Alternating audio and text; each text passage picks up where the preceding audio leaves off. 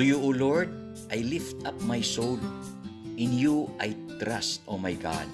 Do not let me be put to shame, nor let my enemies triumph over me. No one whose hope is in you will ever be put to shame, but they will be put to shame who are treacherous without excuse. Show me your ways, O Lord. Teach me your path.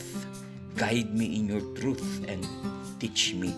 For you are my God, my Savior, and my hope is in you all day long.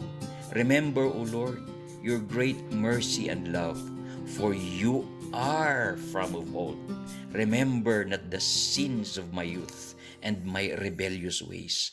According to your love, remember me, for you are good, O Lord.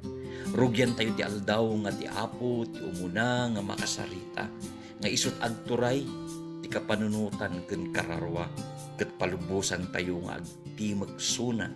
For meditation is the most important aspect in prayer. Every morning, as I wake up from my bed,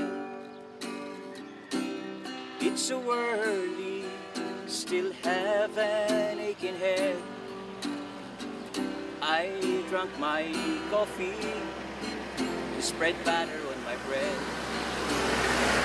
As I opened my Bible and started to read, I put on my mud boots and headed to the farm. Rugyan tayo ti aldaw nga ti Apo, ti umuna nga makasarita, nga isut agturay, ti kapanunutan ken kararwa, ket palubosan tayo nga agti magsuna. For meditation is the most important aspect in prayer.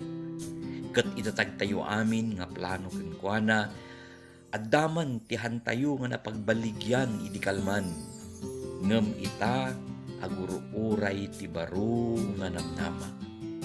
Salamat amami ti baro nga agsapa.